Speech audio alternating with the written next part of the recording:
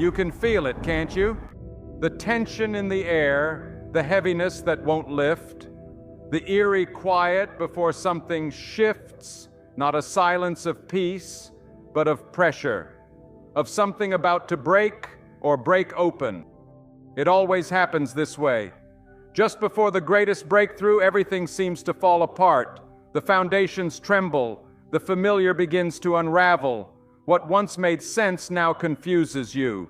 What once gave comfort now feels hollow. But this is not collapse. This is not the end. This is the divine pattern. Before every dawn, there is a deeper darkness. Before the resurrection, there is the tomb. Before healing, there is hunger. Before the miracle, there is silence. It is in this space, the space between what was and what is to come, that the soul is stretched. Where faith isn't recited, it is required. Where sight fails, but hope insists. Where emotions lie, but the Spirit knows. And you are here now, standing at the edge of something sacred, a cliff not of despair, but of destiny. Not because you are weak, but because you are being readied. You feel forgotten, but you are being forged. In the silence, heaven is holding its breath. In the stillness, God is stirring. He is not far, He is not late, He is not absent. He is watching the weight press down, not to break you, but to shape you. He is listening to your cries, not to ignore them, but to time His reply perfectly. There is purpose in this pause. The seeds of power are planted in pressure. Anointing is birthed through agony. Clarity is chiseled in confusion. You've looked around and seen no change. You've looked within and found no strength. But what you couldn't see is that the breaking wasn't just breaking you, it was breaking you open for something greater. This isn't punishment. This is preparation. This is holy ground. You may feel like a failure. You may think it's over. You may believe you're too far gone. But that feeling is a lie whispered at the threshold, because the threshold is where the shift begins. Where the fire doesn't consume you, it purifies you.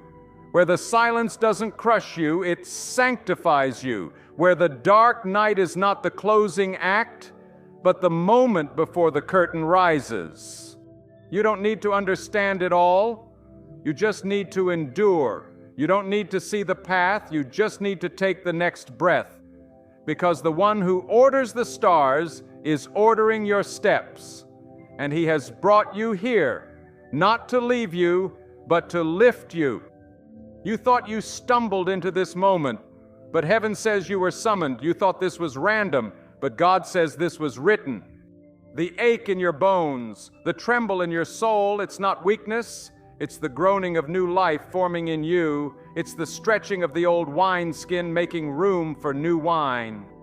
And that weight, it's not crushing you, it's crowning you.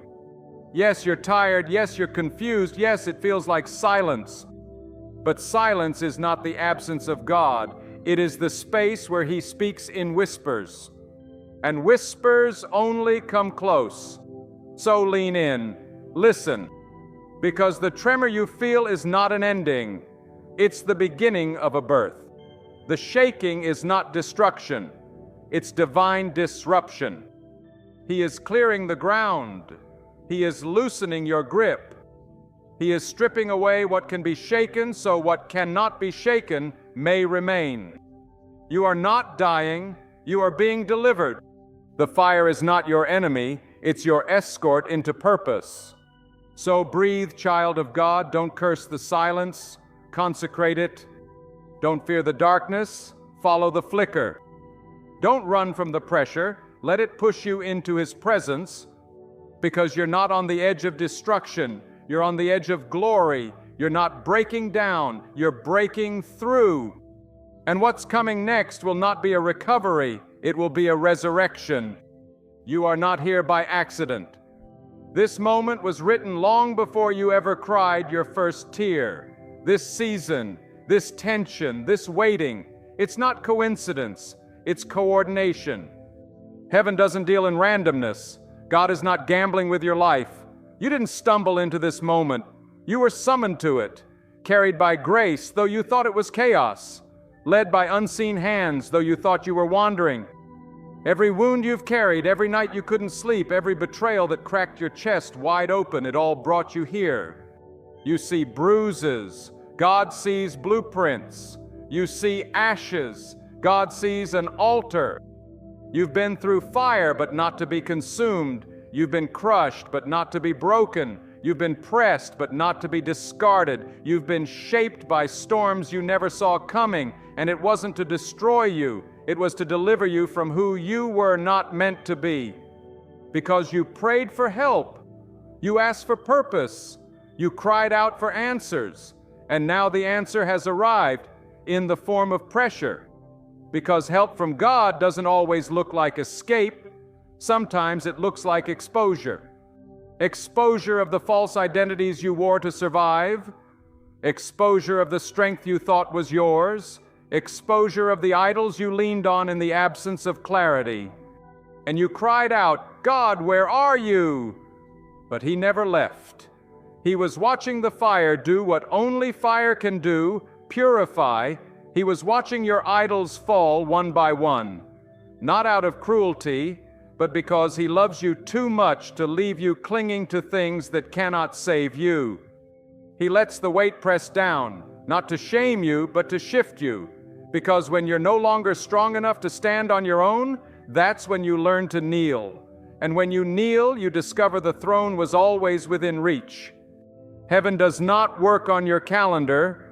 It does not bow to your clock. God is not early. God is not late. He is perfect, always perfect. He is eternity stepping into your moment. Timeless power breaking into fragile time. And when He moves, it's not just to ease your burden, it's to shift your nature. That's why He doesn't rush in to fix every storm you cry about. Because He's more interested in fixing the storm inside you. He's more concerned with strengthening your spirit than softening your situation. What feels like divine silence is actually divine construction. He's rebuilding from the inside out. He's tearing down your dependence on circumstances. He's making sure that when He helps you, you'll never again confuse the blessing with the blesser. This is not wasted pain. This is sacred pressure, the furnace of transformation, the womb of your rebirth. And all of it, every bitter night, every silent scream, every unanswered why, is being redeemed. You didn't miss it. You're not disqualified. You're not behind schedule. You're right on time. You are standing in the middle of the answer.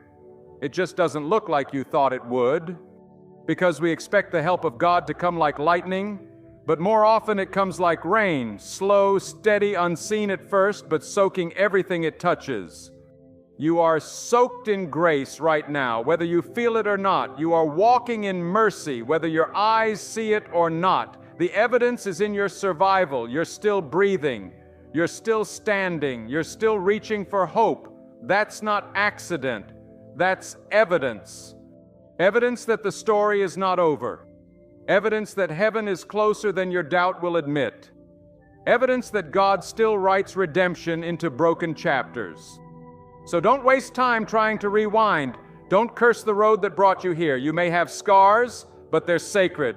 You may have wounds, but they're windows. You may feel shaken, but you are still chosen.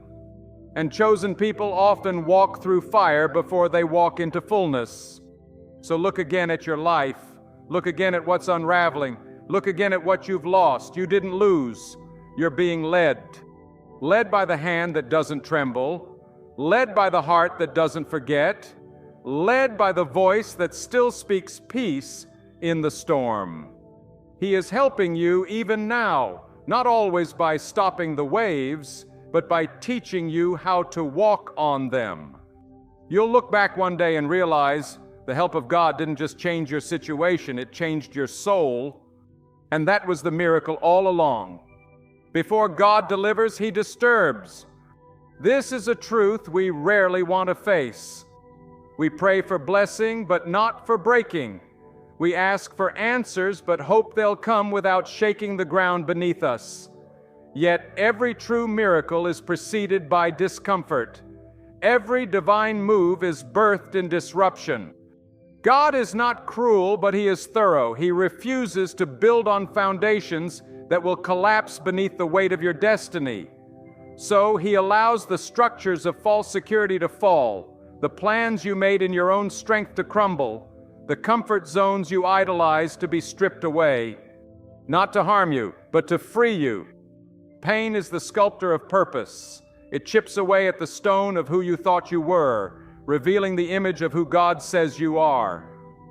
We think pain means God has abandoned us, but sometimes pain is the whisper of His nearness, because pain proves you're alive and that life is still in His hands. It's in these moments, when the weight feels unbearable, when prayers feel like they hit the ceiling, when the answers seem delayed, that God is doing His deepest work. You see, breaking isn't just a season. Breaking is a blessing. It's a holy tearing away of everything false, a stripping of every illusion of self-sufficiency. We say we want His will, but His will rarely looks like ours. His will is forged in fire. Consider the olive. It must be crushed to release oil. The fragrance of the rose emerges when its petals are pressed.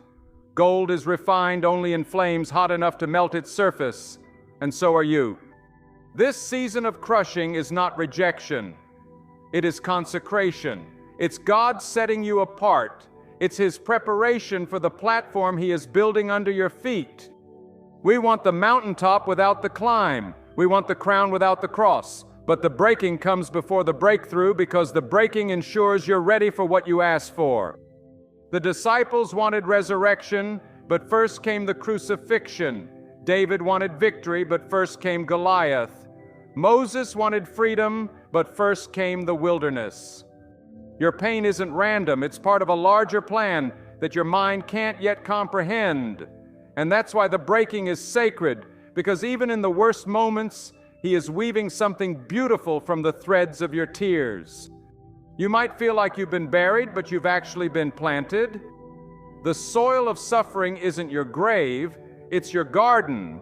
The pressure you feel isn't meant to suffocate you. It's producing oil, anointing that couldn't come any other way. And here's the truth.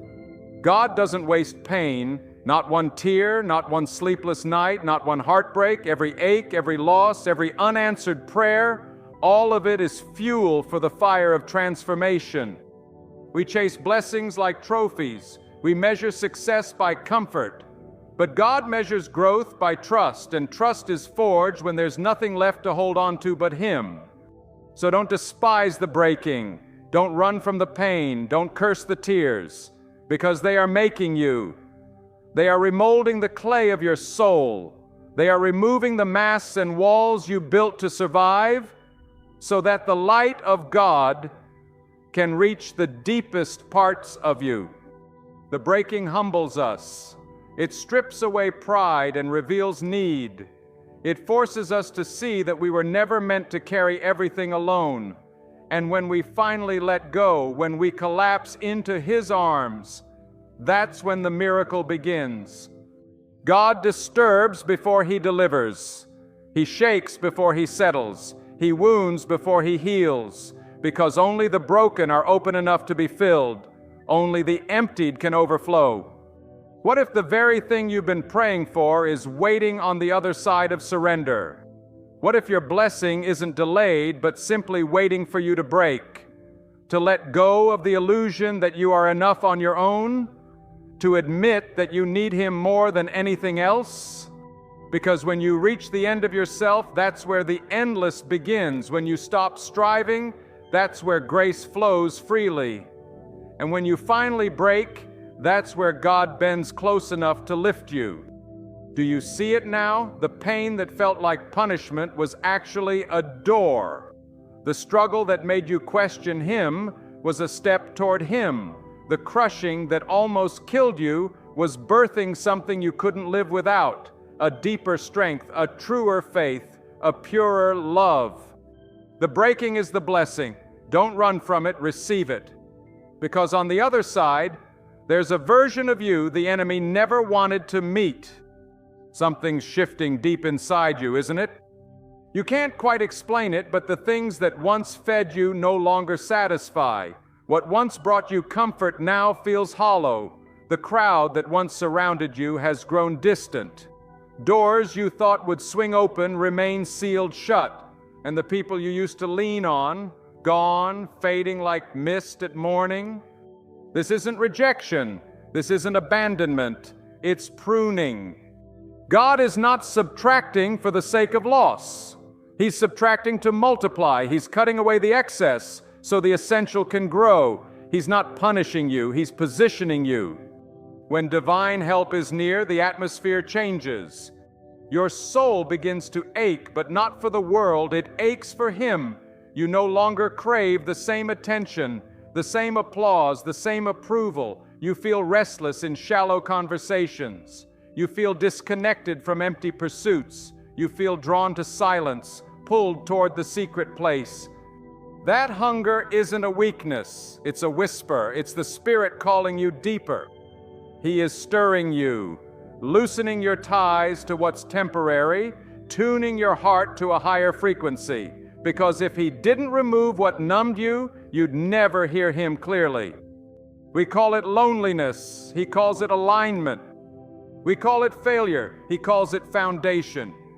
He removes the branches that no longer bear fruit, not to harm you, but to make room for new life. And yes, it feels like loss, because the flesh always grieves what the Spirit is freeing you from. But do not fear the empty spaces. Do not mourn the rooms that suddenly echo. That silence you hear, that quiet ache, that's heaven decluttering your soul. He's making space. Space to hear Him. Space to carry more. Space for the weight of the glory He's about to place on you. Don't chase what He's cutting away. Don't cling to what He's calling you out of. Don't fight to keep what's already been released. Sometimes God will shut a door you were pounding on, not because He's cruel, but because He knows that what's behind it would have crippled you. He'll let people walk away, not because they were never valuable, but because they couldn't walk with you where He's taking you. And the pain, that sting of being overlooked, abandoned, misunderstood, it's not proof of your unworthiness, it's proof of your calling. Because every pruning is proof that the vine is alive. Only living things get cut. Only fruitful trees are pruned. So if you feel like pieces of you are being trimmed, it's not the end. It's the evidence that you're growing. God is not just preparing the promise, He's preparing you to handle it. And He cannot place holy things in hands still clinging to idols.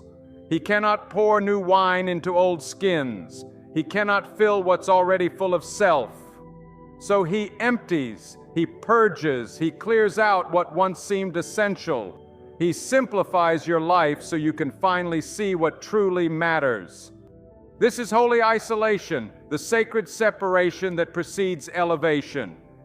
You were never meant to blend in. You were never called to be comfortable. And that unrest you feel is divine. He's waking you up, not because you're lost, but because He's ready to lead you into something greater. This isn't exile, this is exodus. And in this wilderness, you will hear Him more clearly than you ever have before. In this silence, you will receive whispers that shake nations. In this pruning, you will gain clarity sharper than any sword. So don't despise the clearing, thank Him for it. He's removing counterfeit peace so He can give you true peace. He's removing artificial strength so you can receive supernatural power. He's pulling you out of the crowd so He can crown you in secret. Yes, it's uncomfortable. Yes, it hurts. Yes, you feel alone. But look again, that loneliness, it's laced with His presence. That silence, it's thick with His breath. You're not being punished. You're being purified. You're not being forsaken. You're being formed. You are in the hands of the potter, and the wheel may spin wildly, but the shaping is sacred. You are not being emptied to remain hollow. You are being prepared to be filled. And when the filling comes, when the Spirit pours into what was once desolate, you will understand. Every cut had a purpose. Every silence carried a promise. Every absence was divine acceleration. So hold still. Let Him prune. Let Him purify. Let Him pull back what must be pulled. Because the next chapter requires a lighter load, and the next elevation demands deeper roots. And you, beloved, are not just being prepared for blessing, you are becoming the blessing.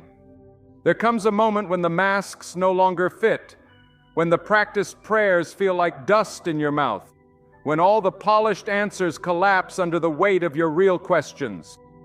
This is where you arrive at the end of yourself, and though it feels like failure, it's the threshold of freedom. God doesn't wait for your performance. He waits for your surrender.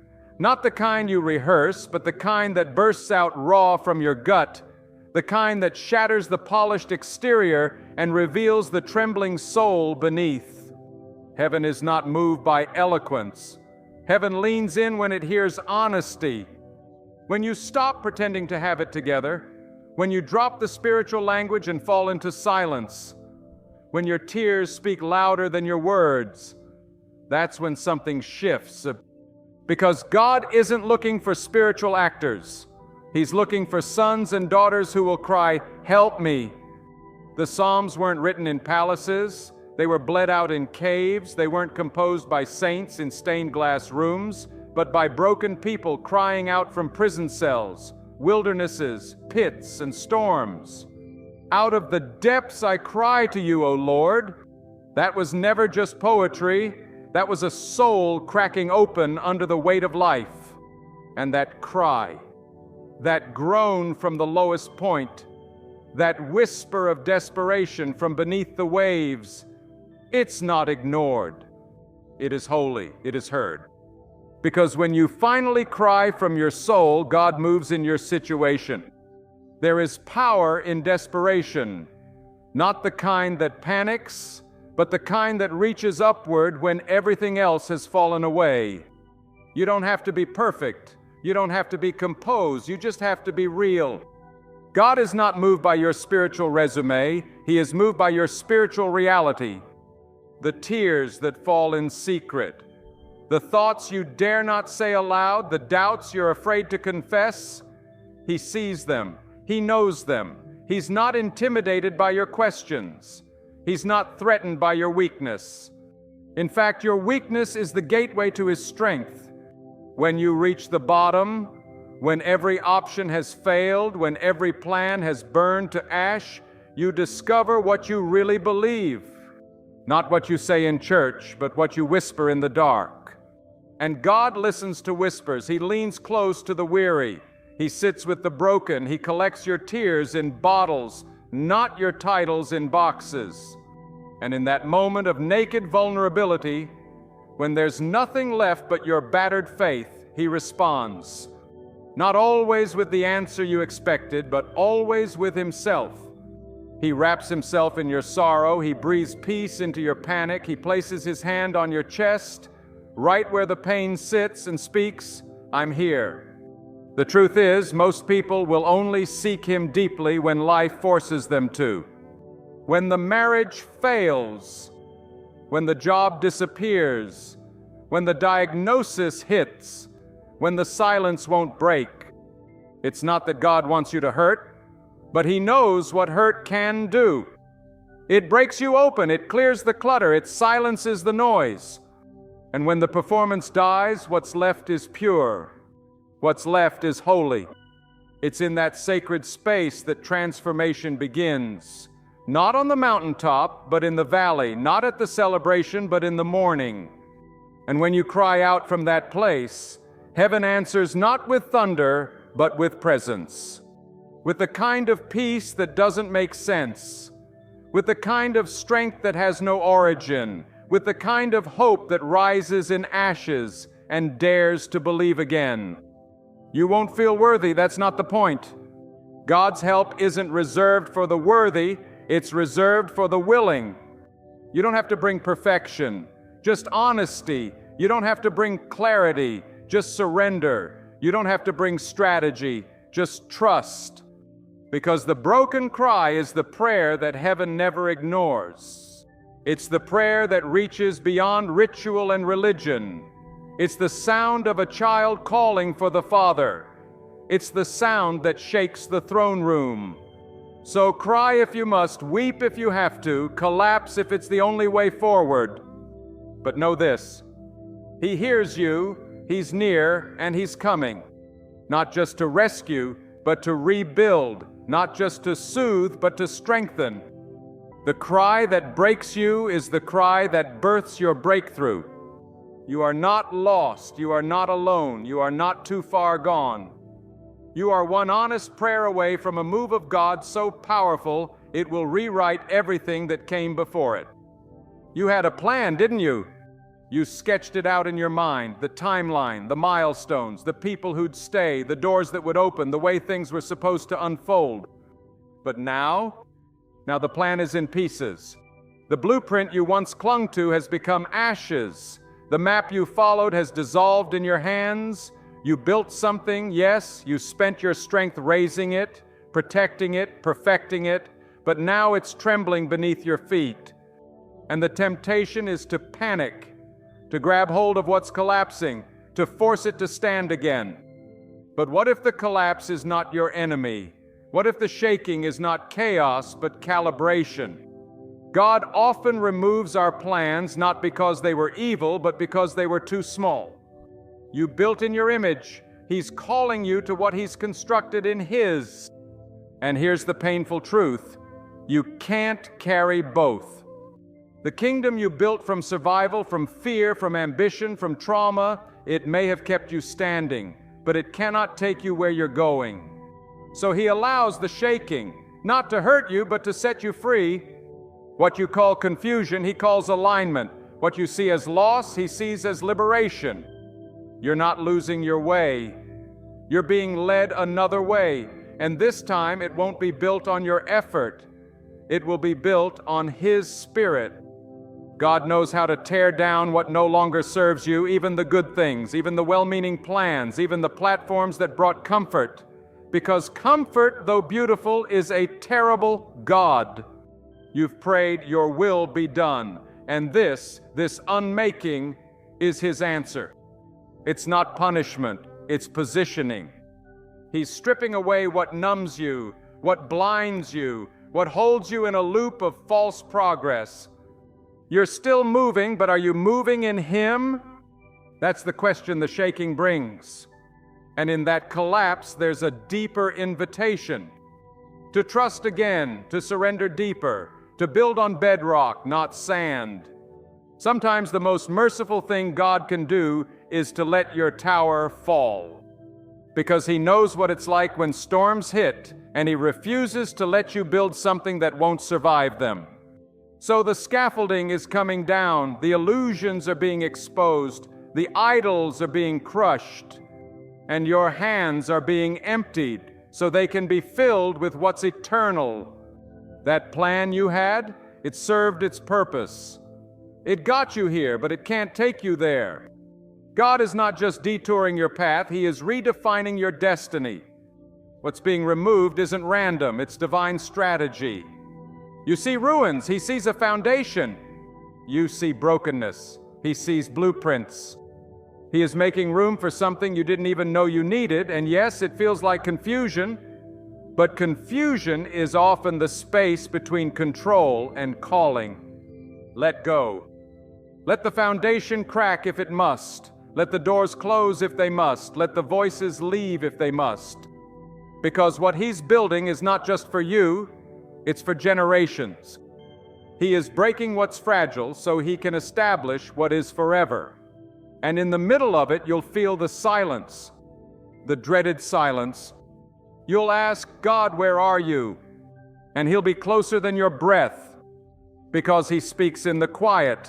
He moves in stillness. He doesn't always shout. He whispers. But you can't hear the whisper until the noise is gone. That's why the shaking is necessary. Not to destroy, but to quiet the chaos, to hush the distractions, to strip away the shallow so you can finally dive into the deep. And in that silence, if you listen with your spirit, you'll hear it, a gentle voice saying, I know the plans I have for you, plans to prosper you, not to harm you, plans to give you hope and a future. But first I must remove what you built in fear, what you clung to in pride, what you used to hide the ache. Because I love you too much to let you stay in Egypt when I've prepared Canaan, the collapse you fear is the beginning of your calling. The death of your plan is the birth of His purpose. So don't try to glue the pieces back together. Let them fall. Let the wind carry them. Let the fire consume them. And with empty hands, reach again. Because what's coming, what He's building, will not be shaken. It will stand through storms. It will carry you through fire. And it will be worth every loss it took to receive it. The silence is deafening. You've prayed until your throat burned, waited until your hope thinned to threads, worshiped through tears that never seemed to move the heavens. And still nothing, no sign, no voice, no breakthrough. Just stillness. It echoes louder than noise, gnawing at your faith like a quiet storm. You start to wonder, has God forgotten me? Is heaven shut? Am I alone in this wilderness? But hear this truth and hold it tight. Silence is not absence. When the storm calms and all you hear is stillness, it's not because God has left. It's because God is working. He doesn't always speak in thunder. He doesn't always show up in fire. Sometimes He chooses the whisper. Ask Elijah. He stood on a mountain desperate for a word. The wind came, but God was not in it. The earthquake struck, but God was not there. The fire blazed, and still God did not speak. But then, a still small voice, a whisper. That's where God was. In the gentlest breath of wind, the kind you can only hear when everything else has gone quiet. So if your life has gone quiet, if the noise has died down, if you feel stripped, silenced, alone, it might be because He's about to speak, and not just to your ears, but to your soul. God's whispers are never wasted. They are intimate. They are intentional. They are only heard by those close enough to catch them. You've asked for clarity, but God doesn't shout clarity from across the room. He invites you closer and whispers it. That's why He silenced everything else, to draw you near. So don't despise the quiet. Don't run from the stillness. Don't panic in the silence. This is the sacred space between instruction and revelation, between the seed and the harvest, between prayer and fulfillment. In the silence, He is rearranging, resetting, refining. You may not hear Him, but He's aligning things you didn't even know were broken. He's shifting people, opportunities, spiritual realities, all in perfect timing.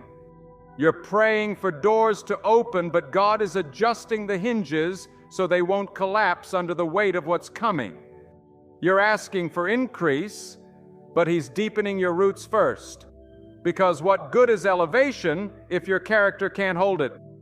This silence, it's strategy. He's testing your hearing. Not your external ears, but the ears of your spirit. Can you still trust when you don't hear? Can you still believe when there's no signal, no sign, no surge of emotional fire? That's when real faith is formed. Not in the noise, but in the hush. Not on the mountaintop, but in the quiet valley. It's in the silence that you learn to walk by faith, not by sight. It's in the stillness that your roots grow deeper than they ever could in the storm. Because storms force you to hold on, but silence forces you to go within. And within, that's where He speaks. In that quiet place where your pride has been stripped, where your strength has run dry, where your walls have fallen, He comes. Not with volume, but with presence. Sometimes His help isn't loud. Sometimes it doesn't arrive in fire from heaven or parted seas. Sometimes it comes as a sudden peace, a calm in your chest that has no explanation. a sense of knowing when logic gives you none, a stillness that steadies your trembling hands. That's Him. That's what it feels like when God moves without saying a word.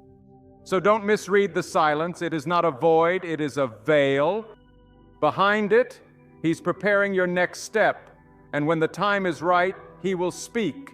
And when He does, it will not just be a word, it will be a wind. A wind that fills your sails again. A wind that lifts what was grounded. A wind that takes the ashes of your old season and carries them into fire for the next. But first, the silence. Treasure it, stay in it, listen inside it.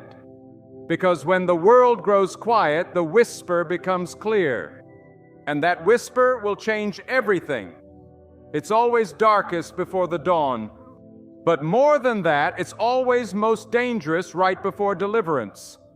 Just when you think it can't get worse, just when your spirit is already trembling, just when your back is pressed against the wall, that's when the enemy tightens his grip. Because he knows something you've forgotten. He sees what you can't. He hears the stirring in heaven, the shifting of angels, the rumbling of breakthrough coming down the road.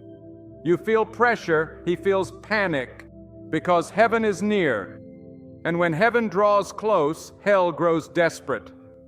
The warfare intensifies not because you're cursed, but because you're carrying something sacred. The enemy doesn't waste his energy. He only fights what he fears. He only resists what threatens his dominion. He only attacks when you're on the edge of something eternal.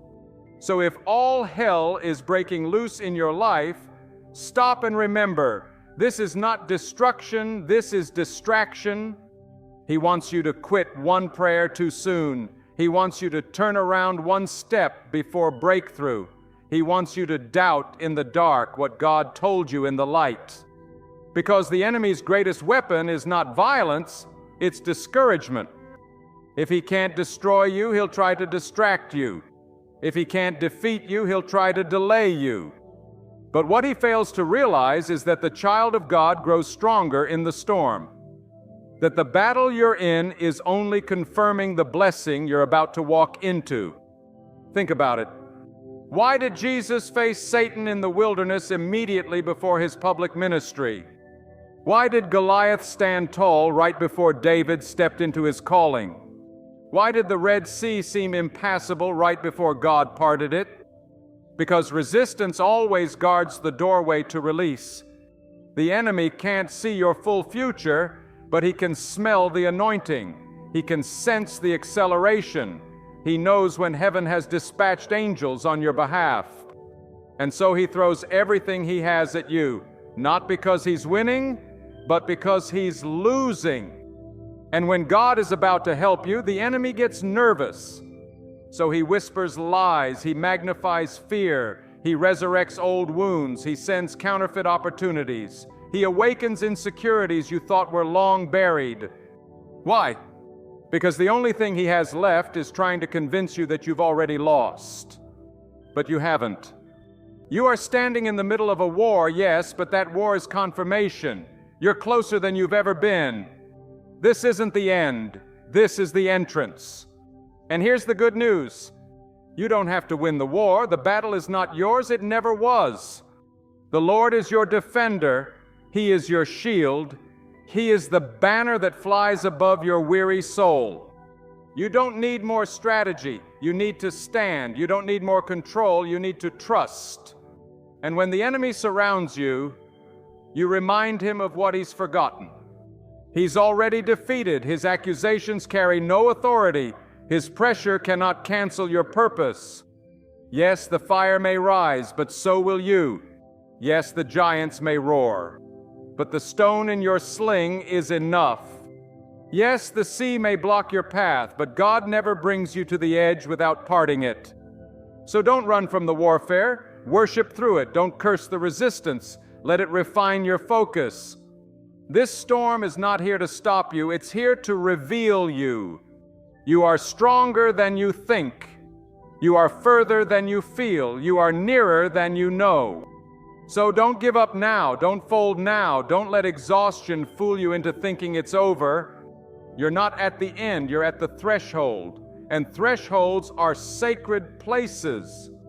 They are where heaven kisses earth, where old you dies and new you is born, where tears water the soil of tomorrow's victory. So rise, even if your knees shake, even if your heart aches, even if your soul is tired of waiting. Rise. Because you're not being buried, you're being planted, and what's about to bloom will silence every lie the enemy ever told you. He cannot stop what God has spoken. He cannot delay what God has declared. He cannot block what heaven has already sent. You are not losing, you are transitioning, you are crossing over from fear to faith, from battle to breakthrough, from pressure to purpose. The resistance is real, but so is your rescue. You're standing on holy ground, though it may not feel like it. This moment, this tension, this ache, it's sacred, because you are standing at the threshold, the place between what has ended and what is about to begin, the invisible doorway where everything changes, not just around you, but within you. Thresholds are not comfortable. They are not clear. They are not quiet. They are places of labor, not of ease, but of push, not of rest, but of resistance, not of understanding, but of transformation. And transformation never feels like triumph in the moment. It feels like tearing. It feels like dying. It feels like you're losing yourself because you are. You cannot carry the old you into the new thing God is doing. That bitterness you held, it won't cross over. That false identity you built to survive, it won't survive the crossing. The threshold demands release. Release of ego, release of expectations, release of what you thought you needed to be. Because what's coming doesn't require who you were, it requires who you're becoming. And becoming isn't painless, it isn't pretty, it's messy, it's raw, it's the breaking of a shell to reveal what was hidden inside all along. Look at Jacob. He wrestled all night with God, and by morning he was no longer Jacob, he was Israel. But he didn't just leave with a name, he left with a limp. Because divine transformation leaves a mark. You don't walk the same, you don't speak the same, you don't dream the same. When God meets you at the threshold, He doesn't just change your circumstances, He changes your identity. And identity forged in pain carries a weight that cannot be faked. It's the weight of wisdom, the authority of scars, the sound of someone who's walked through the fire and come out not just alive, but anointed. You didn't go through all of that to remain unchanged. You didn't cry those tears for nothing. You didn't endure that silence, that stretching, that warfare just to stay the same. You are at the gate of becoming, and becoming costs. It costs your pride. It costs your comfort. It costs your timeline. It costs your illusion of control. But what you gain, oh, what you gain. You gain clarity. You gain intimacy with God that no theology class can teach. You gain the kind of faith that doesn't just know about God, it knows Him. Because you met Him in the middle of your undoing. And He didn't walk away. He stayed. He wrestled. He renamed you. And now you carry something the world can't manufacture. A peace not based on circumstances. A hope not based on outcomes. A fire not fueled by applause. This threshold is your altar. This tension is your offering. This breaking is your birth canal. Do not despise it. Do not rush past it. Do not numb your way through it. Let it do its work. Let it carve away what's counterfeit. Let it strip you down to the foundation. Let it make room for the weight of the glory to come. Because the new season requires a new vessel, and the vessel is you, reborn. Don't try to escape the process, endure it. It's not punishment, it's preparation. It's the holy furnace where who you used to be is burned away, and who you were always meant to be begins to emerge. There is no shortcut to resurrection.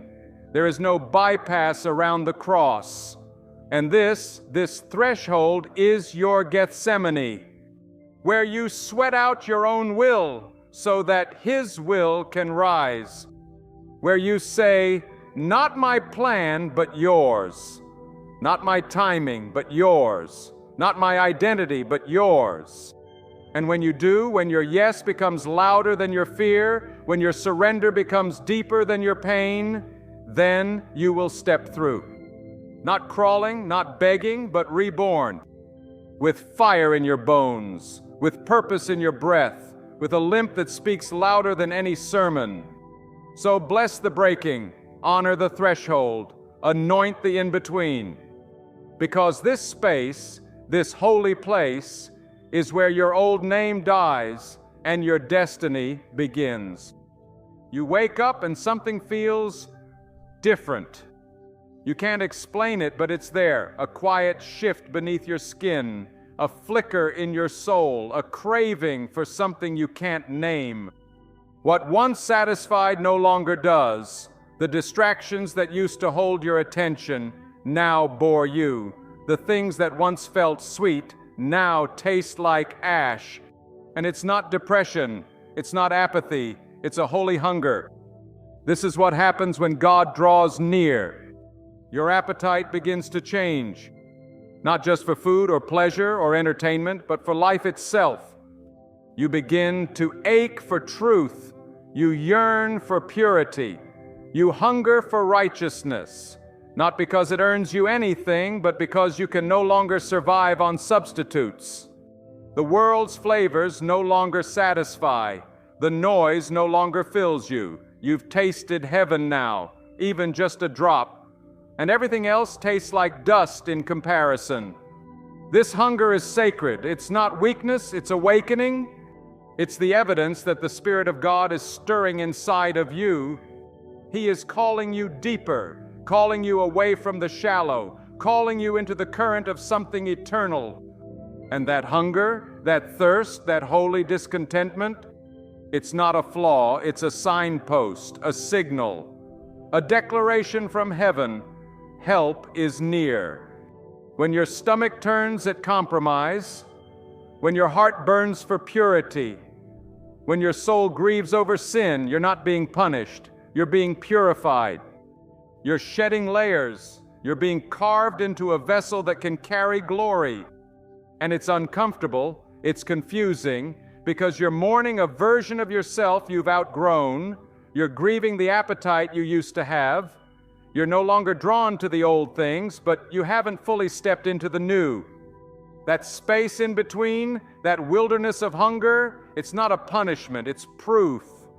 Proof that you're being changed, that the Spirit is alive and moving, that God is not only answering prayers, He's changing the person who prayed them. So don't despise the ache. Don't numb the longing. Don't run back to what used to feed you. You can't return to Egypt when God is leading you to Canaan. That taste for righteousness, that longing for more, it's not religious striving, it's spiritual sensitivity. It means you've tasted the King and you can't go back to crumbs. You've tasted joy that doesn't require performance, peace that doesn't depend on control, love that doesn't demand you earn it. And now your soul is awakening, not to a new religion, but to a new reality, that the presence of God is your portion, that holiness isn't legalism, it's liberation. You're not trying to be better, you're being made new. It's not behavior modification, it's identity transformation. You're not forcing yourself to want God. You're finally free enough to admit He's all you've ever truly wanted. That hunger, that stirring, that's the evidence of answered prayer. Not because the thing you asked for arrived, but because the one you truly needed has drawn near. And His nearness awakens things in you that lay dormant for years. It reactivates purpose. It revives wonder. It restores desire for holiness, for integrity, for compassion, for fire. You begin to crave what you used to mock, You begin to desire what once made you uncomfortable. You begin to pursue what once felt impossible. Because hunger breaks the back of passivity, it interrupts comfort, it shakes apathy by the shoulders and says, there's more than this. And there is. There's a feast being prepared, but only the hungry will come. Only the thirsty will drink. Only the desperate will taste and see. Blessed are those who hunger and thirst for righteousness, for they shall be filled. You are being filled. You just don't realize it yet, because sometimes filling feels like emptying. Sometimes being satisfied looks like fasting from everything else. You're not dying. You're being recalibrated. You're not empty. You're being made ready to overflow. And when the overflow comes, when the Spirit begins to pour, when the windows of heaven open, when the flood of His help arrives, you will be ready to hold it, because your appetite will match your assignment. You won't settle for shallow. You won't tolerate counterfeit. You won't trade eternity for convenience. Because hunger has made you holy, thirst has made you powerful, and now you are a vessel that cannot be shaken. A carrier of something weighty, a witness to the unseen, a voice crying out, there's more. You are not just being helped. Faith is not a fantasy. It is not the denial of pain, nor a refusal to look reality in the face. It is the defiant, soul-rooted conviction that even when everything hurts, God is still good. Faith doesn't close its eyes to the storm. It stares at the waves, feels the wind, tastes the salt of tears, and still whispers, even now, I trust you. This is the kind of faith that moves heaven, not the polished Sunday best kind, but the kind you grow in the dark, in the valley, in the places where your heart breaks open and your hands come up empty. This is the kind of faith that doesn't need the full picture. It doesn't demand evidence. It simply holds on. When you've got nothing left but a whisper, when all you can say is, God, help, that's where faith breathes. Because faith is heaven's language. It's not measured by volume, but by posture. Not by how loud you shout, but by how long you stand. Not by how eloquently you speak, but by how deeply you believe. Even when your knees shake, even when the facts scream against your hope, even when every sign says, give up, faith says, stay. Stay in the fire, stay in the promise, stay in the unknown, because your help is not delayed, it's being delivered. Faith is what connects you to it, the currency of the kingdom. You don't need to have all the answers. You don't need to feel worthy. You don't even need to know how you're still standing. If you have faith the size of a mustard seed, you've got enough. Because the power isn't in the size of your faith, it's in the strength of the one you believe in. He moves for mustard seeds. He parts seas for trembling hands. He shows up for stammering voices. He delivers for doubters who dare to believe anyway. So bring your broken faith, bring your exhausted belief, bring your fragile hope. It's more than enough. Because faith is not the absence of fear, it's choosing to trust in spite of it. It's looking at your situation and saying, I don't see the answer, but I know the answerer. It's standing in the middle of the storm and declaring, I will not drown, I will not die here. I will see the goodness of the Lord in the land of the living. And when you say that, when you speak it through clenched teeth and tear-soaked prayers, heaven responds. Angels are dispatched, chains begin to loosen, atmospheres begin to shift. Not always visibly, not always immediately, but inevitably. Because faith stirs movement. Faith triggers response. Faith draws the power of God into the problems of man. And the help you've been praying for, it's already been released. You just haven't seen it yet. But if you keep trusting, if you keep believing, if you keep speaking what He spoke, you will see it with your own eyes.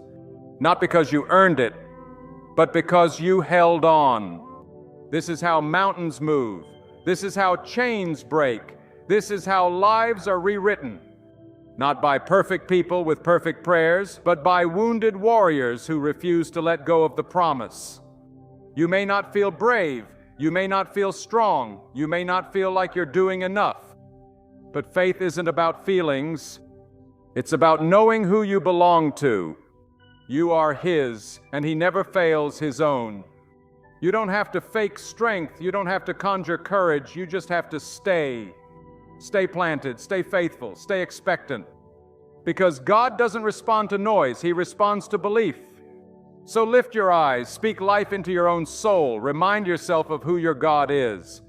Say it loud, say it weak, say it through tears, but say it, I believe, even now, I believe.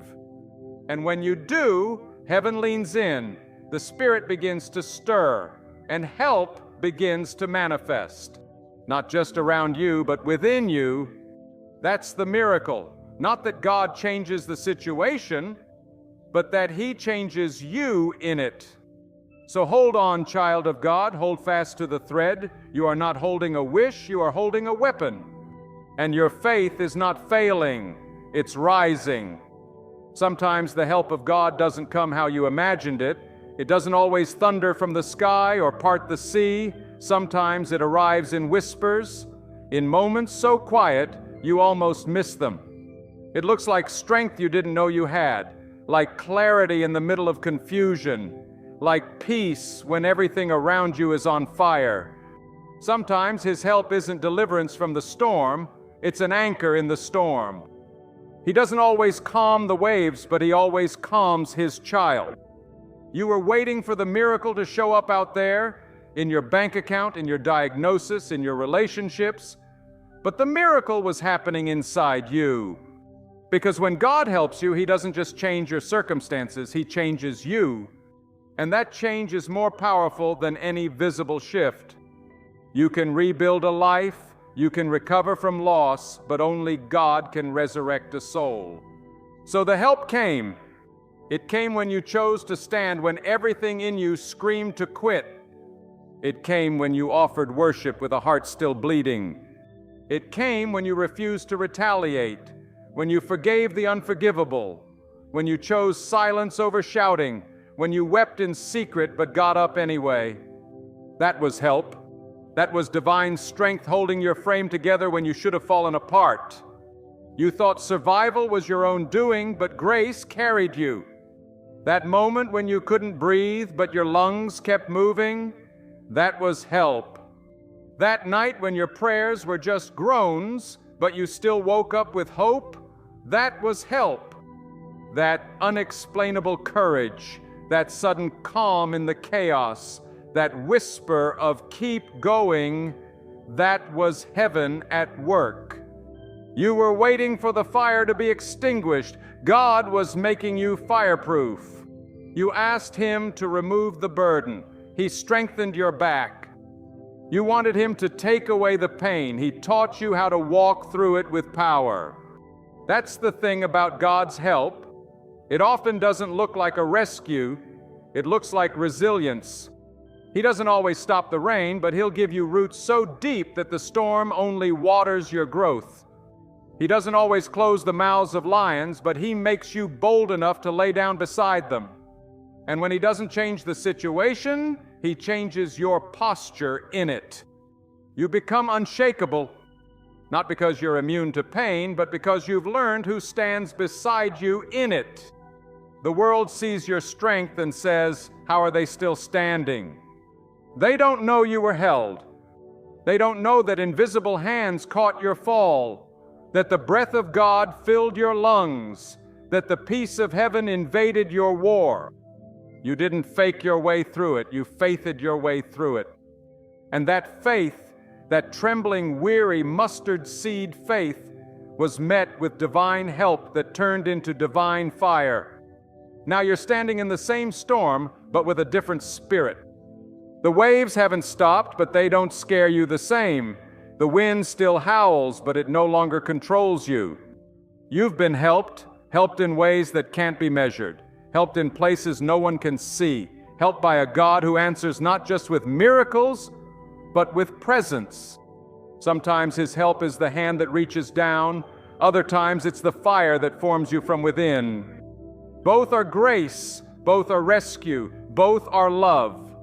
And when that help comes in full, when the breakthrough manifests, when the answer arrives, when the battle finally turns, you won't just rejoice over the outcome. You'll rejoice over the becoming. Because God didn't just fix your life, He forged your identity. He helped you by building you. He helped you by anchoring you. He helped you by awakening the warrior within you that you never knew was there. So yes, the help came. It just didn't come like you thought. It came like breath. It came like oil. It came like light in the cracks of your brokenness. And now, you are not who you were. You carry something forged in fire, something made in silence, something built in storms. And when people ask, how did you make it through? You'll smile and you'll say, I didn't. God helped me. When God helps you, He doesn't just deliver you, He marks you. He doesn't just answer prayers, He alters identity. He doesn't just pull you out of the pit, He places something eternal within you that nothing and no one can take away.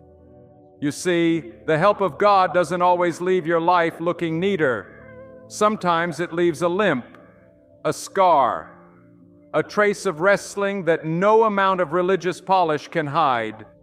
But it's holy. It's the mark of someone who met God in the struggle and walked away changed. Jacob was one kind of man when the night began, a deceiver, a manipulator, a runner. But when morning broke, he bore a limp and a new name, Israel. Because when God wrestles with you, you don't come out the same. And neither will you. You were not rescued to return to who you were. You were helped so that heaven could forge a new identity in the fire of your testing. You don't just survive the storm, you emerge anointed. You don't just walk out of the prison, you carry keys. You don't just overcome the enemy, you become a voice that silences him for others. This is the power of divine help. It leaves evidence. Not the kind the world expects, wealth, fame, applause, but the kind that hell fears. You carry authority now. You've wept in the dark. You've stood when it made no sense. You've worshiped with a shattered heart. You've believed through the silence, and heaven saw it all. Now you speak and chains tremble. You pray and atmospheres shift. You declare and strongholds begin to fall. Because your pain wasn't pointless. It was the pathway to your mantle. You've been entrusted with something weighty, something sacred, something costly. And yes, there is a cost. The nights you cried alone, the people who walked away, the doors that slammed shut, the crushing you endured when no one saw, the moments you thought you wouldn't make it. That was the price, but the oil was worth it. Because now you carry a testimony. One no one can take. One no man can argue. One no demon can touch. You are not the same. And it's not just about what you've been through. It's about who stood with you in the fire. The fourth man in the furnace, the lion in the den, the whisper in the cave, the water in the wilderness. He didn't just bring you out, He came in. He stepped into your pain, your shame, your brokenness. And because of that, you walk with something that can't be faked. It's not charisma, it's not gifting, it's not success. It's presence. The very aroma of heaven lingers on those who've wrestled with God and lived. You may not be able to explain it, but people can feel it. When you speak, something shifts. When you enter a room, darkness shrinks because you've been with Him. And now everything is different. You're not chasing applause anymore. You're not living to be understood. You're not begging for platforms or attention. You just want to carry Him well. You want to be faithful. You want to be pure. You want to walk in power, not performance. And that's what sets you apart. Not perfection, but presence. Not your resume, but your relationship. Not your title, but your touch. Because when God helps you, He helps you in a way that stamps eternity on your soul, and no one can argue with your evidence. Not the ones who doubted you, not the ones who left, not even the voice in your head that still whispers, unworthy. The scars speak louder. And heaven agrees. You are chosen, marked, called, helped, not just for your sake, but for the sake of those who will one day need to hear your voice, feel your prayer, stand under your covering. This is why you endured. This is why you were crushed. This is why you were preserved. Not to build a name, but to carry a name, His name. So walk boldly, even if you limp, speak with fire, even if your voice shakes. Stand in your anointing, even if you still remember the pain that birthed it. You are not just a survivor, you are a sign, a living, breathing monument to the mercy of God, a testimony that screams into the darkness. I was helped, and I will never be the same. He collects your tears. Let that sink in. The same God who commands galaxies, who flung stars into the vastness of space, who carved the mountains and holds oceans in His hand, He gathers your tears in a bottle. Every tear, every one.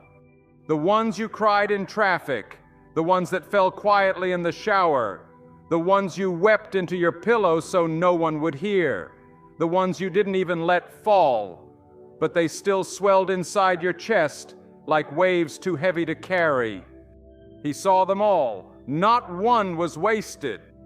You are not forgotten. You are not forsaken. You are not overlooked in the vastness of creation. You are seen. You are known. You are loved intimately. God's love is not distant. It's not philosophical or abstract. It's not a nice idea or a poetic metaphor. It's real. It's fierce. It's personal. His love doesn't just sit beside you. It wraps itself around you like armor. It doesn't just sympathize with your wounds, it steps into them and heals from the inside out. You weren't made by accident. You were sculpted by divine hands, etched with eternal intention. Before you were born, He knew you. Before you took your first breath, He called you. Before your heart ever broke, His was already reaching for it. And still now, even in your uncertainty, even in your weakness, even in the shame you still try to hide, His eyes haven't turned away. His gaze hasn't shifted, His affection hasn't diminished. You are still the object of divine affection. Not because you've been perfect, not because you've never doubted, but because you are His. You can't out-sin that love, you can't outrun it, you can't cancel it with your mistakes or disqualify yourself with your past. It's stronger than shame, more stubborn than fear, more loyal than your darkest hour. He gathers your tears not to store sorrow, but to water the seeds He planted in your soul. The same tears that marked your worst days will one day testify to your greatest healing. Because those tears are sacred. They are evidence, evidence that you feel, evidence that you care, evidence that you hoped even when everything screamed not to. And heaven honors that. This is not sentiment, this is truth. The God of all things stoops to the lowest moments of your life, not to observe, but to invade. He doesn't love you from a distance. He steps into the ache, the confusion, the exhaustion, and He redeems it all. He doesn't just wipe away tears, He uses them. Every cry becomes a chorus. Every groan becomes groundwork. Every season of sorrow becomes soil for something holy. You may think no one saw your suffering, but He did.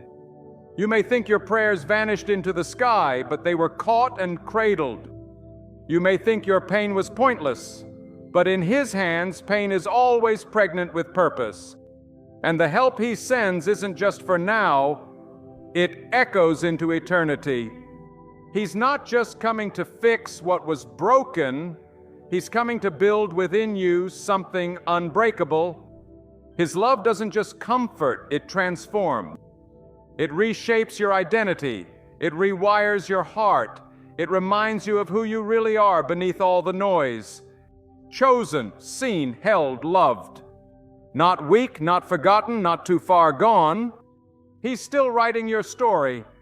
So don't put a period where God has placed a comma. Don't let the temporary pain convince you He's abandoned the eternal promise. This moment, this ache is not the end. It's the prelude, the first note of a new song, the opening line to the chapter that will carry your healing. And even now, He is gathering every fragment of your soul, every piece scattered by disappointment and delay, every shard broken by betrayal and silence. He is holding them in His hands, and He is forming something beautiful. You will not always feel like this. You will not always cry like this. You will not always carry this weight. There is a sunrise coming. There is a lifting on the horizon. There is glory in your bones, because the one who holds the stars holds you, and He has not let go. You're still here. Still breathing, still moving, still fighting. And that's not an accident. It's a declaration. If you're still here, then God is still writing. And if He's still writing, then the ending hasn't arrived. And if the ending hasn't arrived, then every ounce of pain still has purpose. You thought the silence meant He was done. You assumed the delay meant denial. But God doesn't stop because things get messy. He steps into the mess and begins to weave redemption with threads soaked in mercy. You were never abandoned. You were being authored. There's a difference. The silence, it was a comma, not a period. The closed door, a redirection, not a rejection. The waiting, not punishment, but preparation. And maybe it's taken longer than you hoped. Maybe the journey has cost you more than you thought it would. Maybe you've buried dreams along the way. But the grave isn't the end of the story when resurrection power is involved. God doesn't just bring things back to life, He brings them back better. He redeems what looked ruined. He multiplies what's left after loss. He restores what was stolen and then some. That's who He is.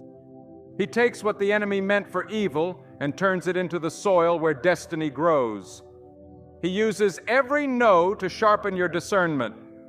He uses every delay to deepen your roots. He uses every silence to strengthen your voice.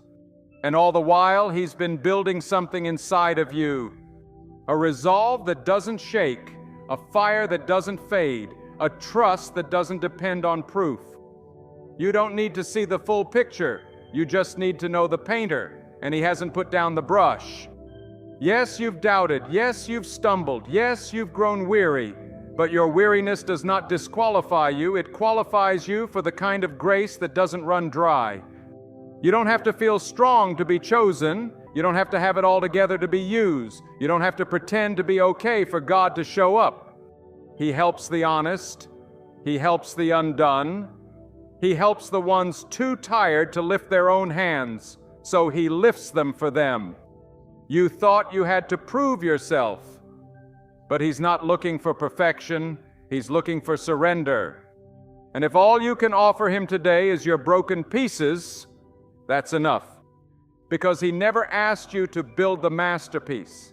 He only asked you to trust Him with the canvas. And trust is built one breath at a time, one step at a time, one whispered prayer at a time. I'm still here. I don't see it, but I believe. I'm tired, but I trust You. That's faith, and that kind of faith draws heaven like a magnet. You've been through too much to stop now. You've seen too much to go back. You've come too far to lay down in the dirt of discouragement. The God who brought you to this point will bring you through this point. He finishes what He starts. He perfects what He promises. He sustains what He sends. And He sent you into this moment, into this life, into this exact season. You weren't born by accident. You were assigned. And when God assigns you, He equips you. Even if you feel empty, even if you feel unqualified, even if you feel like everyone else is running ahead while you're still stuck. You're not behind. You're being built. And when he finally opens the curtain on what's next, you'll see why it took so long. Because what he's preparing for you requires more than surface faith. It requires a depth only the waiting can create. So stop trying to write your own ending. Let the author finish his story. Stop retreating. Start declaring. This is not where it ends. This is not where it breaks. This is where it builds. Let your mouth prophesy what your heart still hopes for. Speak life over dead things. Speak joy into dry places. Speak promise into pain. Because the power of life and death is in your tongue, and you are not powerless, you are prophetic. This moment isn't meaningless. This chapter isn't wasted. This delay isn't forever. It's sacred, it's strategic, it's necessary. Because God doesn't just restore, He multiplies. And when He's done, what tried to break you will testify to the power that built you. So say it again with cracked lips and weary lungs if you must, but say it. He's not finished with me yet. You were crushed, pressed beneath a weight you didn't choose, under circumstances you didn't create, in a silence you didn't understand. But in that pressure, something was forming, not just endurance, not just patience, but oil. The kind of oil that only comes from the pressing. You asked for power, and God answered with pressure. You asked for clarity, and God sent a crushing. You asked to be used by Him, and He began to strip you down so He could rebuild you for the weight of the call. Because He never wastes the pain. He never crushes without purpose. He never presses without producing something sacred. And now you're carrying oil. Not talent, not charm, not a brand, but anointing. And the anointing is heavy because it's not for performance, it's for purpose. It's not for applause, it's for authority. God helped you not just to heal you, but to prepare you, to fill you with something heaven-born, to mark you with something the world can't mimic. And now, He expects you to carry it. This isn't the end of the story, this is the assignment. You're not just a survivor of warfare, you're a steward of oil. The tears you cried in the secret place, they didn't evaporate. They became the very oil that now covers your life. Every ache was a pressing, every disappointment a crushing, every season of delay a refining. And now that the oil is flowing, He's looking at you and saying, now, go. Carry what I poured into you. Because oil is not for storage, it's for service. It's not just for you, it's for others. It's for the broken, the weary, the hungry, the ones whose flames are dying and need your fire to light them again. And you've got it now. You've got what it takes, because what you carry didn't come from textbooks or titles. It came from the presence. It came from the crushing. So don't shrink back. Don't apologize for your anointing. Don't minimize what He formed in the dark just because some people aren't ready to receive it. You've been filled for a reason, anointed for an assignment, covered for a calling.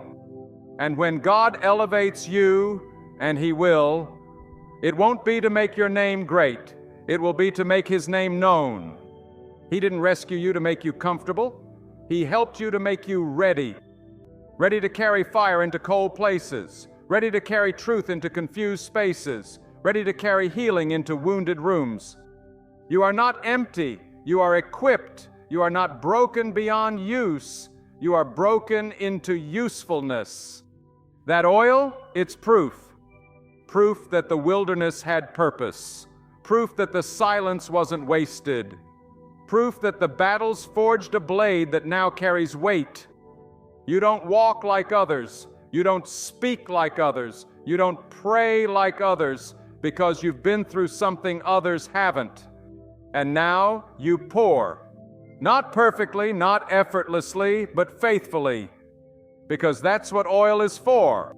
Not to be admired, but to be emptied. To pour out your testimony, to lay hands on the weary, to speak to the dry bones, to walk into dark places and say, "Let there be light." You're not too young, you're not too old, you're not too late. If you still have breath, you still have oil. And if you have oil, you still have a call. So don't wait for the perfect moment. Don't wait for the applause. Don't wait for someone to validate what God already confirmed. You've been marked, and marked people don't need permission. They move when heaven says move. They speak when the Spirit prompts. They act when the fire burns too hot to contain. And if you feel that fire now, that stirring, that urgency, that sense that the time is now, it's because it is. God didn't press you so you could live a life of passive comfort. He pressed you because the world needs what you carry.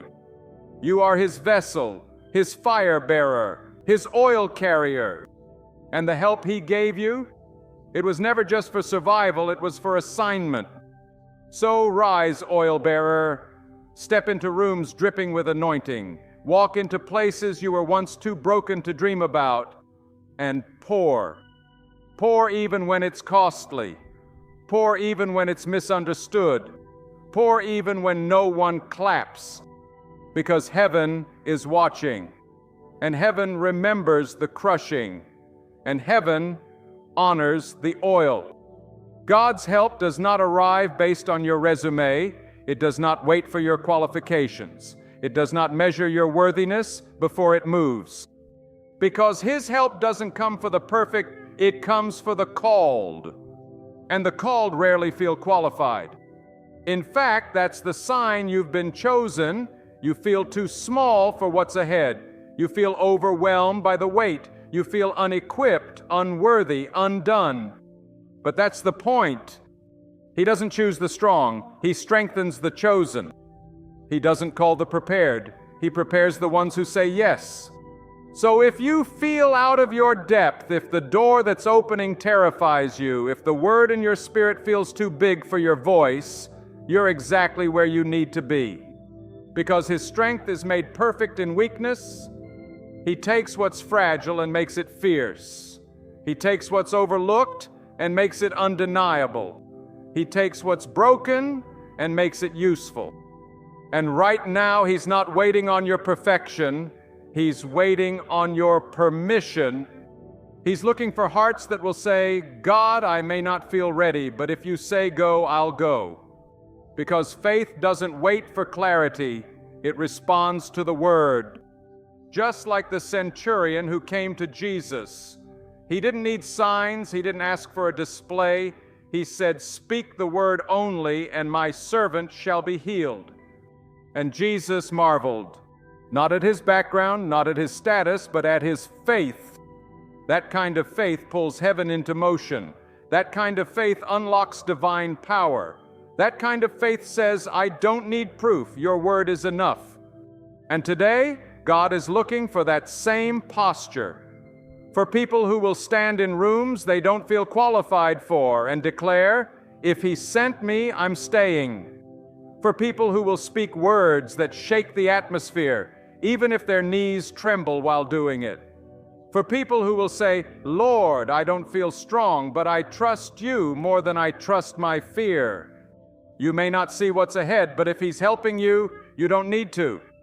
Because He goes before you. He walks beside you. He covers you from behind. And when He lifts you up, you don't have to explain yourself. You don't have to prove yourself. You don't have to apologize for being where He placed you. Because you didn't climb that mountain, He carried you. And the help He gave you, it broke protocol. It ignored human hierarchy. It bypassed systems and structures. Because when God decides to move, no man, no title, no past can block His hand. He lifts from the ashes. He speaks life into the forgotten. He puts crowns on heads still dripping with oil from the pressing. And yes, people may question it. Yes, some will doubt it. Yes, some will walk away. But that's not your concern. You weren't called to be understood. You were called to be obedient.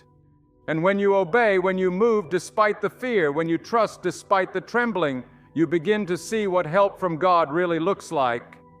It's not always comfort. It's not always clarity. It's not always ease. Sometimes His help comes wrapped in responsibility. In doors you didn't ask for, in assignments you don't feel ready for, in battles you didn't choose, but will be victorious in because He is with you. So stop disqualifying yourself, stop shrinking in the presence of others, stop hiding behind your history. You are not who you were, you are who He says you are. And if He says you're chosen, you are. If He says you're anointed, you are. If He says you're ready, then ready or not, you are. His word is enough. Let it be your confidence. Let it be your anchor. Let it be the fire that silences every voice that says otherwise. Because what He starts, He finishes. And what He calls, He equips. So walk boldly into the next chapter. Speak loudly in the place you once whispered. Stand tall in the room where you once questioned your presence. You are not unqualified, you are positioned, you are not in over your head, you are under His wing. And when He moves, everything moves. So go with the confidence of someone who didn't open the door, but was sent through it. Go with the assurance of one who knows that heaven backs their every step. Go with the fire of someone who was helped not just to survive, but to carry something this world desperately needs. You've been helped, now carry it. The light in you is getting too bright. It's starting to expose what once hid in shadows.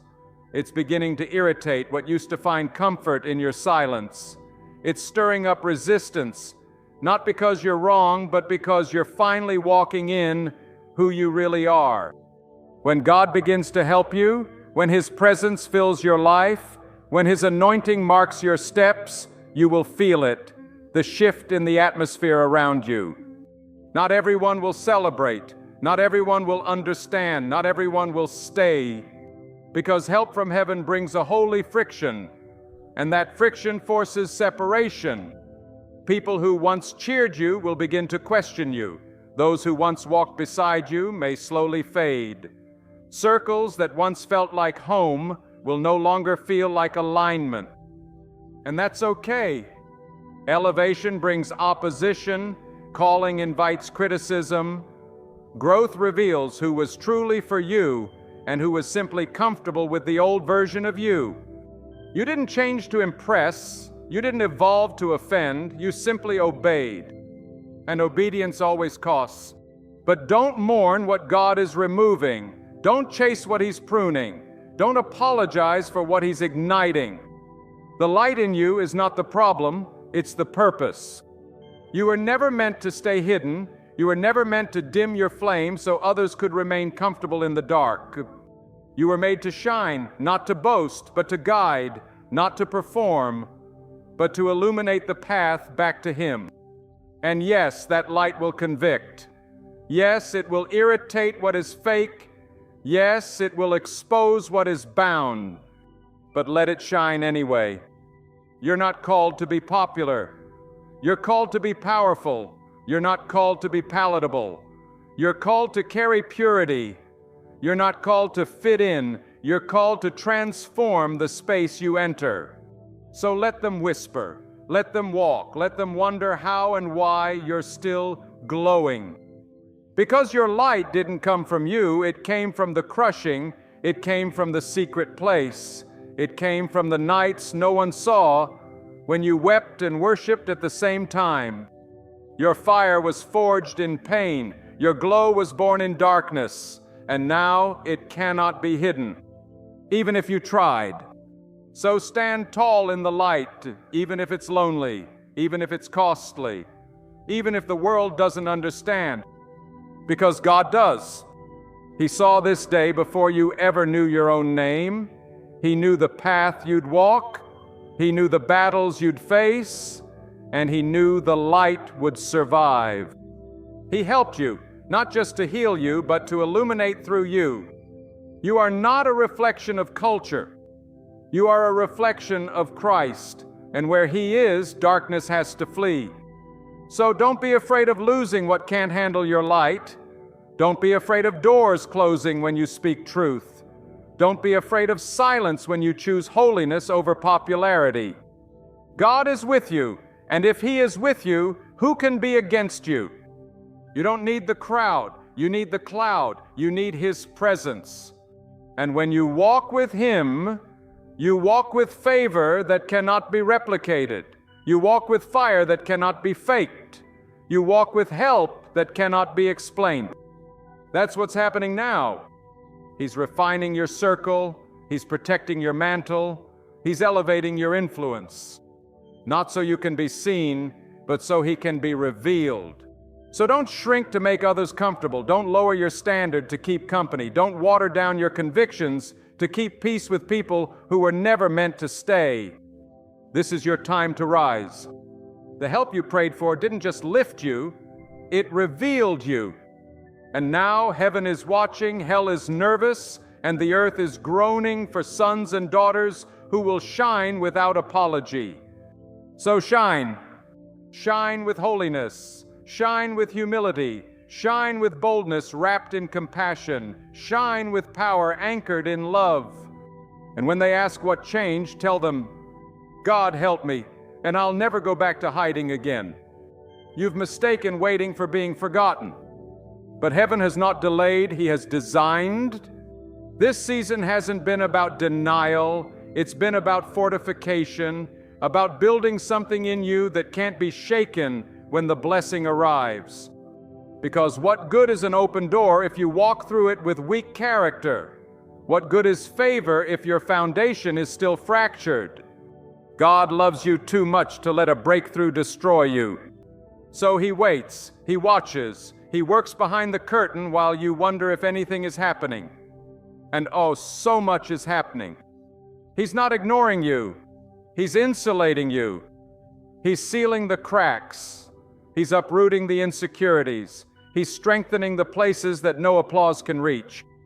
Because the stage is coming, and when it does, you'll need more than gifting to survive it. You'll need grit.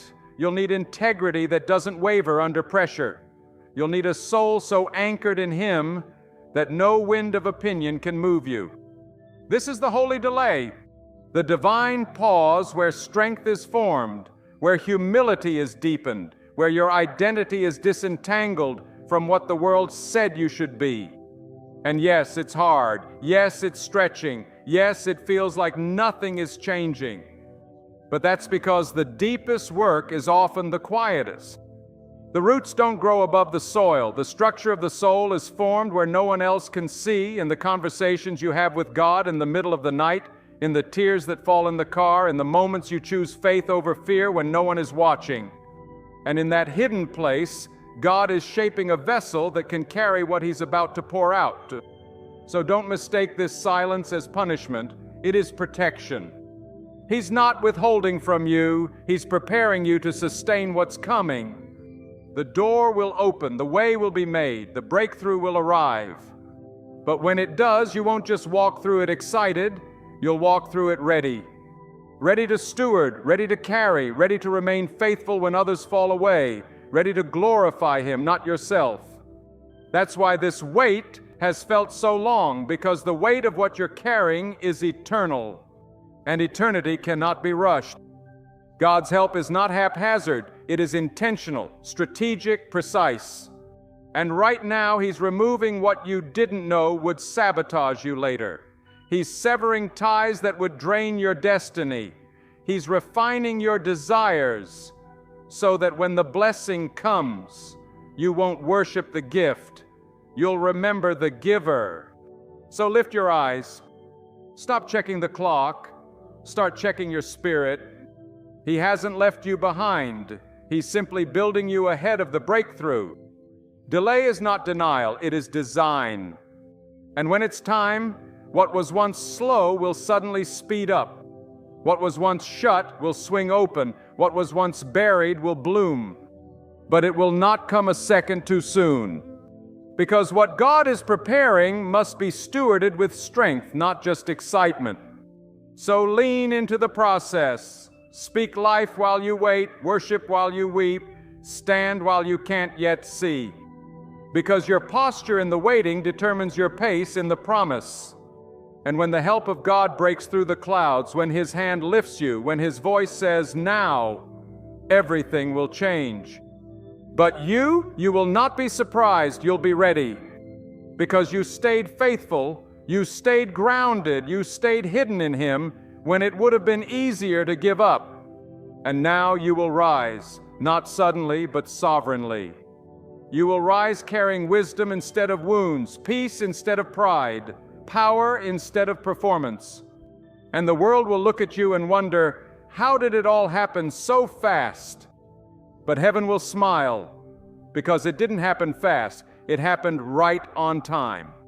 Something is trembling in the spirit. You can feel it not in the noise, but in the stillness, not in the chaos, but in the quiet. It's the tremble that comes before glory, the stirring before the storm breaks open and heaven comes rushing through. This is not the end. This is the beginning. The shaking you feel is not a collapse, it's construction. It's the rumble of foundations being strengthened, of ceilings being removed, of limitations being shattered. Because when God helps you, everything begins to move. The ground beneath your feet realigns, the atmosphere around you begins to shift. Heaven leans in, angels are dispatched, hell grows nervous. Because the hand that split the sea, the breath that raised dry bones, the voice that calmed the storm, is moving towards you. Not in theory, not in metaphor, but in power. You've cried long enough, you've doubted long enough, you've sat in silence long enough. Now it's time to rise. Not by might, not by your strength, but by the Spirit of the Lord who says you are not forgotten, you are not abandoned, you are not too late, you are not too broken. You are chosen. And chosen people don't shrink when the shaking comes, they stand. They don't panic when the fire rises. They praise. They don't run from pressure. They remember who is with them in it. Because the God who called you is the same God who equips you, sustains you, and crowns you with glory. This help isn't just a handout, it's a holy invasion. It doesn't just fix what's broken around you, it establishes a new presence within you. It gives you eyes to see what was hidden in your hardship. It gives you strength to speak when your voice once trembled. It gives you peace that makes no sense, joy that defies sorrow, and hope that outlives every delay. And now, the fire in you has grown too hot to contain. Now the oil He's poured in you must be poured out. Now the help you receive becomes help through you, because He never helps just to heal. He helps to commission, He helps to ignite, He helps to send. And now He's sending you into dark rooms with light, into broken spaces with wisdom, into dry places with water that never runs out. You are a carrier now of glory, of truth, of presence, of fire. And yes, people may fall away. Yes, critics may rise. Yes, storms may surround. But nothing can stop what He has started in you. This help is irrevocable. This calling is sealed. This oil is sacred. So do not fear the trembling. Do not curse the shaking. Do not mourn the silence. Because what looked like an ending was always a beginning. And you, beloved, are standing at the edge of glory, where everything changes, where everything breaks, where everything blooms. You will no longer be defined by what broke you. You will be defined by what built you. You are not just a survivor, you are a sign, a living, breathing testimony that God still rescues, that God still redeems, that God still rewrites stories the world gave up on. And now your voice carries the sound of freedom. Your footsteps shake the gates of hell. Your prayers open doors no man can close. So rise, rise in faith, rise in fire, rise in purpose. Because the help of God has come, and nothing, no storm, no fear, no devil can stop what's about to be revealed. This is your moment, this is your mantle, this is your movement. So walk boldly, speak loudly, love fiercely, live freely. Because when God helps you, He doesn't just lift you, He launches you